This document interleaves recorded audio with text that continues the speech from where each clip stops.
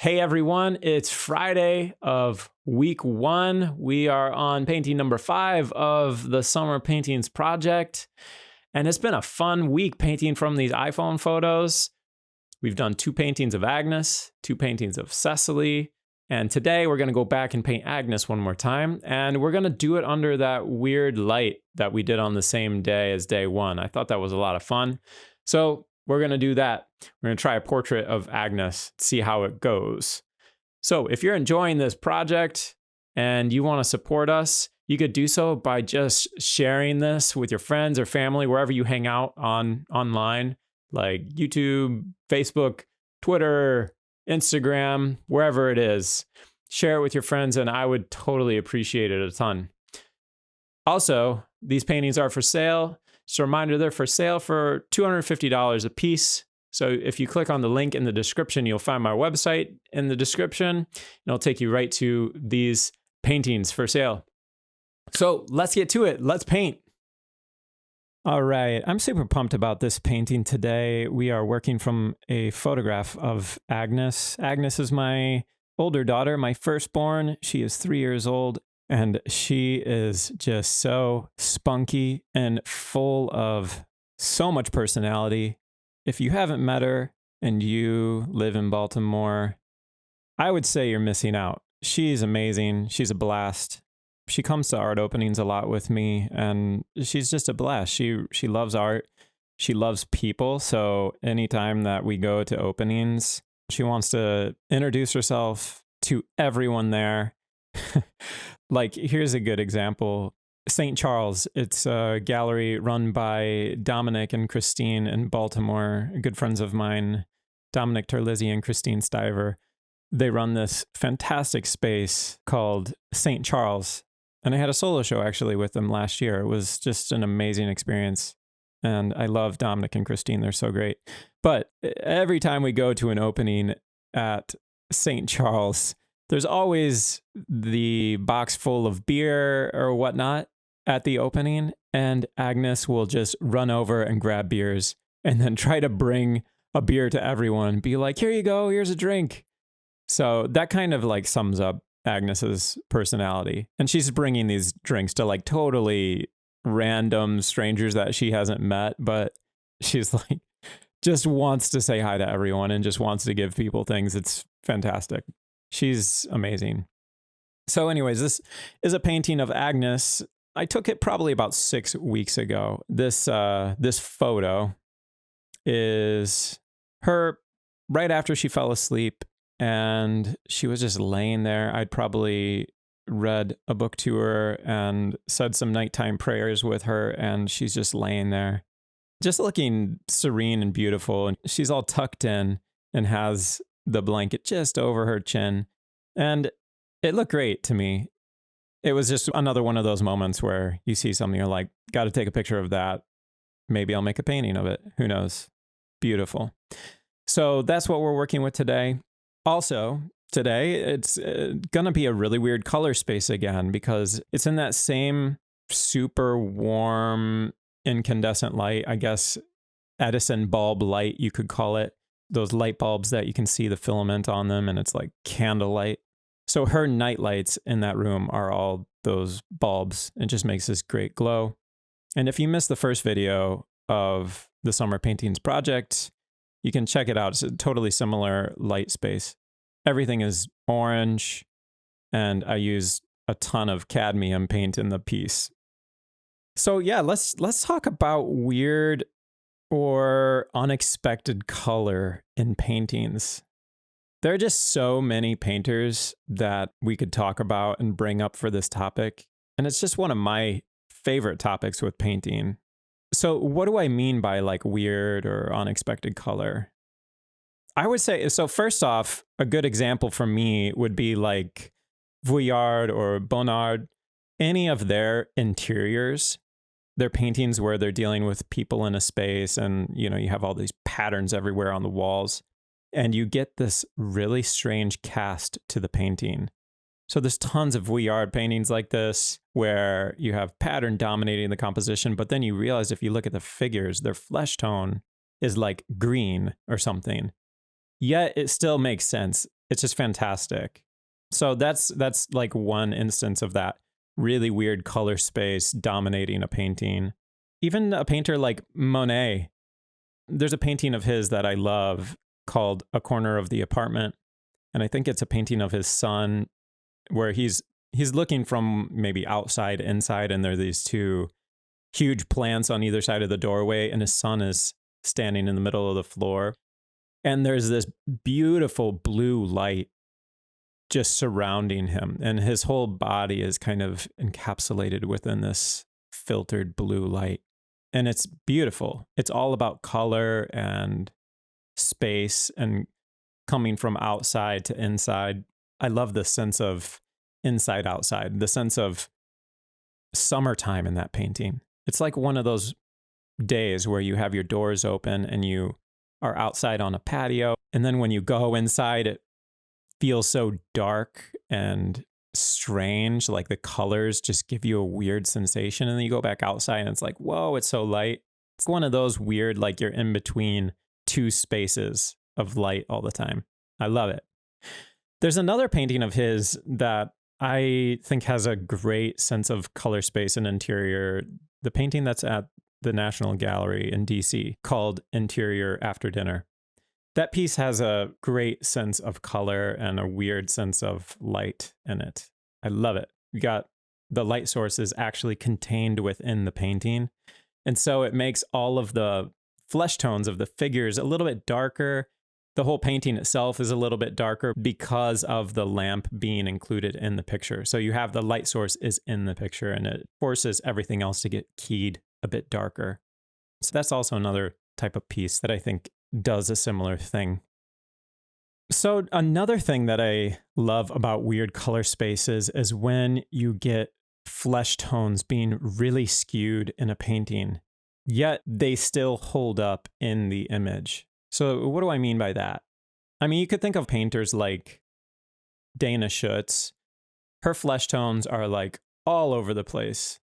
It's like you kind of open up a carton of eggs and there's all these Easter eggs. Every single egg is a different color. I'm not really thinking so much about that. To me, that's like gratuitous color in a really good way, but they're not atmospheric or color decisions that are light contingent. Maybe somebody who would be a little bit closer to what I'm thinking about is a painter like Victor Mann. His paintings all have this super strong color cast to it, or they're really dark. So I would say they're either doing one of those two things.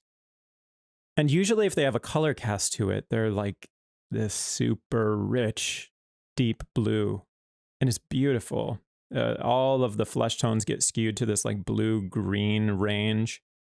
And also the light gets keyed to be quite dark in them. You don't really get paint getting very close to pure white ever. I highly doubt he's ever using like anything close to pure white in most of his pieces. If he does, it's just like a little highlight or a note here and there. But generally, his paintings have this sort of dark cast to it. So it's almost like as if you took an Ad Reinhardt black painting and merged it with like a Balthus painting, and then you kind of have a weird Victor Mann painting.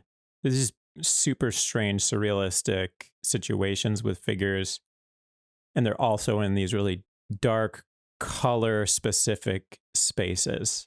And I think that the darkness and the color space really influences the way you interpret the image. There's other painters like Neo Rauch who edges on gratuitous color, but it's amazing though. Sometimes it's just like straight up comic book color palette.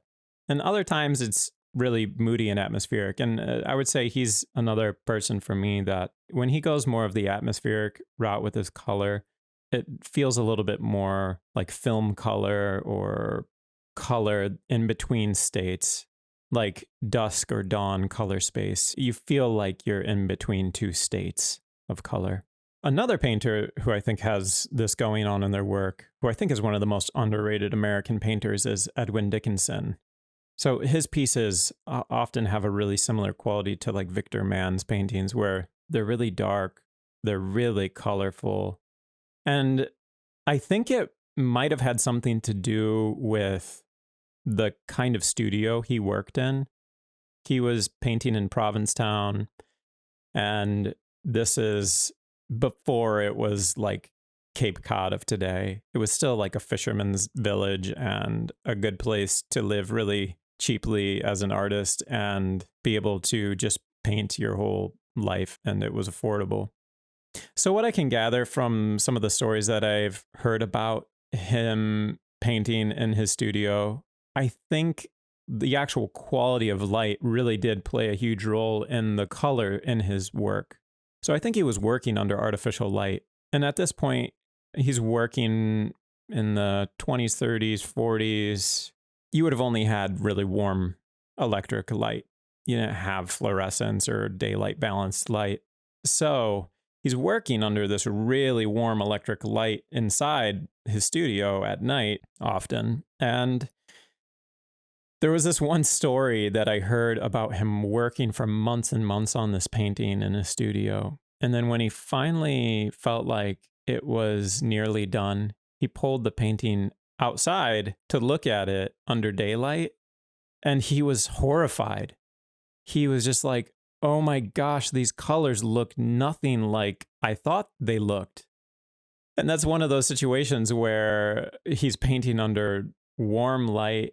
Maybe the lights were really close to the painting, so he's compensating by mixing the colors darker than they should be. And then he's also compensating for the warmth of the electric light by mixing the colors colder.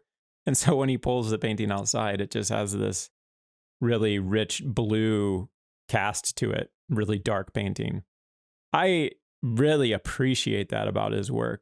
And maybe that was only one time where he was surprised by it, and then he got used to it and then started taking advantage of it in his work and using that as a driving force behind the color space in all of his work.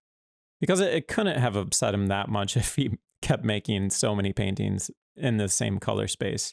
Some of them that come to mind are like the cello player. It's just so rich and full of color, but it also is so dim looking at the same time.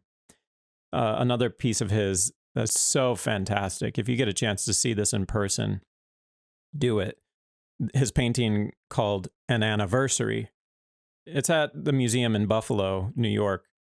And it was in a show in Annapolis a couple years back, in a show organized by Matt Close of Perceptual Painters.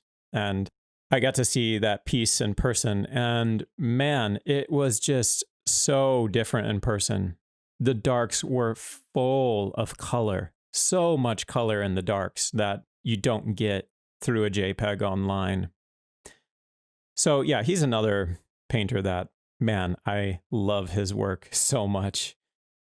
And another painter who's working in this vein, I was thinking like, okay, who are some other younger painters who are alive right now? One person that came to mind is a friend of mine who, it's been too long since I've seen her, Xinyi Cheng. She's a fantastic artist and she's a fantastic person. If you ever get a chance to meet Xinyi at one of her shows or anything, definitely do it. She's a fantastic person and I miss her. I haven't seen her in a long time. But specifically her paintings, and I'm thinking about some of her night paintings that I actually saw when she was still living in Baltimore and we were both in grad school together. And this is at MICA in Baltimore. Some of her night paintings are just so colorful and full of this beautiful sense of narrative. It totally brings me into the mental space of remembering personal events, almost like kind of mini coming of age motifs, but also not. Maybe they feel like memories filtered through like a dream synthesizer or something. But I also think the openness and lack of clutter in her work helps give it that vibe, along with the really intense color space. Her work's just so good. I love it. If you haven't checked it out, definitely check it out. I love Xinyi's work, and she's one of the most lovely people you'll ever meet. So I could go on and on talking about artists. I haven't talked at all about the painting itself. So let's talk about the process of this painting. Honestly, I'm just so attracted to paintings that have an unexpected color space. And in this piece, I love that the color feels right when it's in the context of the painting. But when you see the color on the palette and you're thinking, okay, I'm mixing up a flesh tone right now that is in the kind of mid-tones. It's almost like the local color of the flesh when the light is hitting it. And the color just feels so wrong and unbelievable as an actual color for skin. But then when you put it in the painting, it works in the system of the painting, the color space and the color system of the painting. That is something that I love so much, where you can get away with really strange color, but it feels natural in the light context and the color context of the painting. I almost could see myself doing a whole week of this with the Summer Paintings Project. If you're interested in that, I don't really need too much encouragement to push me to do a week of colored light paintings. I think that would be a blast. So we'll see. Maybe in the coming weeks, I'll try that out. But today, I was really trying to respond to yesterday's painting where I felt like I was realizing something about myself as I paint portraits from photographs, that I get a little bit too uptight and I overpaint and I'm relying on the photograph too much and not relying on that kind of sense of urgency and that sense of immediacy that you get when you paint from life. And so today I was trying to recreate that a little bit more for myself. At least I was trying to paint more quickly and not be so precious about all the brushwork and just allow it to flow and see what would happen if I did that. Actually, I would say I was pretty happy with how that worked today. And hopefully I'll be able to keep getting better at this as this project goes on this summer. Though I might want to work from life next week, so we'll see. I might ditch the photographs for a week and just work from direct observation. So we'll see on Monday what I end up deciding to do. That's the painting for this week. If you have any questions or comments, I know I talked a lot about other painters today, but hopefully that helped give a little context to the kinds of paintings I'm interested in, especially when it relates to color and light. So I hope you all have a good weekend. I will see you next week, next Monday. Take it easy, everyone. Bye.